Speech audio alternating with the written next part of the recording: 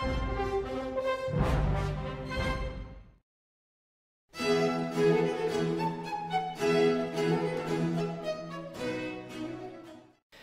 dia, hoje eu vou fazer um videozinho diferente dos que eu geralmente costumo fazer e eu vou falar dos motivos que me tornaram um monarquista e que me fizeram adotar essa causa.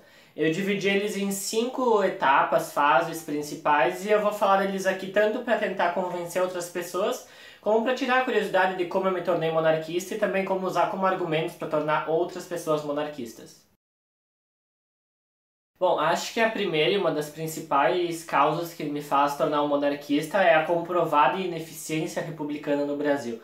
Sem dúvida, nossa atual república e praticamente todas as outras anteriores não conseguiram cumprir o seu papel de realmente ajudar e prezar pelo bem-estar do povo brasileiro. E sem falar na corrupção, por mais que houvesse corrupção no Império, ela sempre tentou ser combatida, enquanto na República, por mais que algumas poucas pessoas tentassem combatê-la, ela sempre foi vista como normal e às vezes até necessária para conseguir se manter um governo.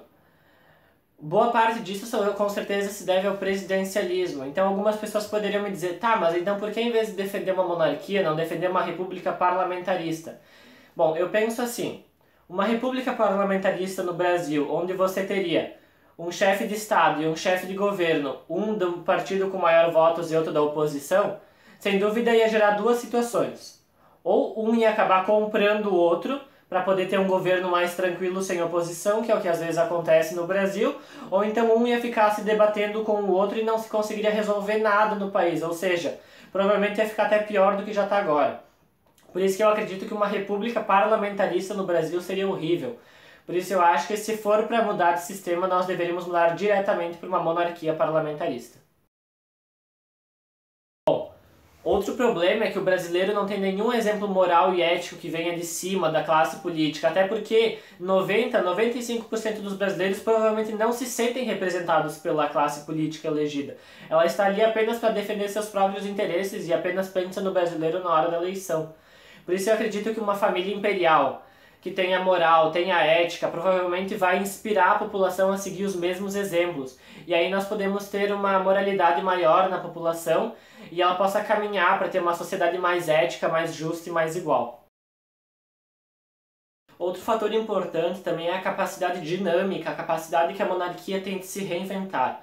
Ao longo da história, a república, desde que ela surgiu na Grécia Antiga, ela permaneceu muito parecida com o que ela é hoje. Não houveram muitas mudanças.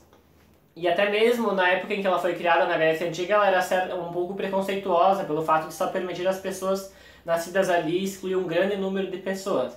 Já a monarquia ela evoluiu diversas vezes, desde pequenos reinos, seus castelos e seus reis, até monarquias nacionais, impérios, monarquias constitucionais, parlamentaristas. Ou seja, a monarquia é um sistema muito mais dinâmico, mais novo, mais criativo. E num tempo atual, onde as coisas mudam com tanta rapidez, talvez seja esse o sistema que a gente precisa para ter aquela fluidez que o governo precisa estar sempre a par das necessidades da população. Tanto que a República foi inventada na Antiguidade Clássica, na Grécia, e a monarquia, como nós conhecemos, parlamentarista, constitucional, só surgiu com a Revolução Gloriosa na Inglaterra em 1688. Ou seja, a República é muito mais antiga do que a monarquia como conhecemos hoje. Por isso eu acredito que a monarquia tem muito mais capacidade de sobreviver e de resolver os problemas a qual é imposta nos dias atuais. Bom, outro tópico também muito importante, mas que também remete ao primeiro que nós tínhamos falado sobre a ineficiência republicana, é o apartidarismo da monarquia. O problema é que todos os políticos têm uma base comum. Eles precisam se reeleger, se eleger, continuar no cargo, tentar mantê-lo ou aumentar a influência. E qual é a vantagem da monarquia nisso? Basicamente a vantagem é que a monarquia não precisa se preocupar com eleições, pois ela está ali constantemente e o cargo também não vai ser eleito no final do reinado, também já está decidido quem vai votar. Ou seja, não tem essa história de querer conseguir influência, querer conseguir o máximo de poder no tempo que você está no cargo, pois a sua família vai permanecer no cargo por todo esse tempo. Ela é representante viva do país, ou seja, ela não tem por que fazer mal, roubar, praticar corrupção nesse país. E mesmo que ela o fizesse, ela seria julgada com muita facilidade.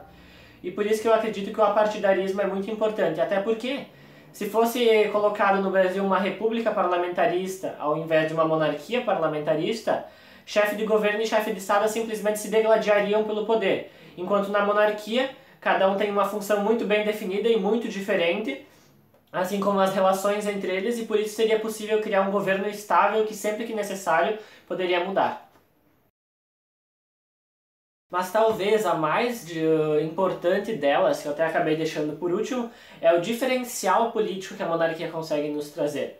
O Brasil é um país muito diverso, com vários povos, várias ideologias, ou seja, não tem um ideal fixo de nação, um ideal, um rumo para o país seguir. Nós temos pessoas de direita, de esquerda, de centro, anarquistas, comunistas, liberais, estatistas, ou seja, alguém tem que reunir todas essas pessoas e criar um governo que não fique andando para os lados no espectro político, e sim que vá para a frente, tentando realmente fazer o bem para a população. No Brasil é muito claro, nós já tivemos presidentes que apoiaram ditaduras, presidentes liberais, presidentes de esquerda, presidentes de direita, presidentes que eram a favor da estatização e presidentes que eram neoliberais. E o que acontece? Cada vez que troca um mandato fica um limbo, nós não sabemos o que vai acontecer. Esse presidente vai querer continuar o que o outro estava fazendo ou ele vai abandonar e ir exatamente para o lado oposto? Por isso aí está a importância do imperador em criar um projeto de nação, um rumo firme e sólido que o chefe de governo deve seguir, pois isso representa aquilo que a grande maioria da população brasileira quer. E só assim o país poderá realmente crescer, aproveitando todo o seu potencial. Por isso que todos esses motivos são que realmente me levam a ser um monarquista. E eu acredito que com a monarquia implantada, o Brasil realmente pode ser de uma diferença, assim como foi no século XIX. E por isso eu sou a favor da restauração da monarquia no Brasil.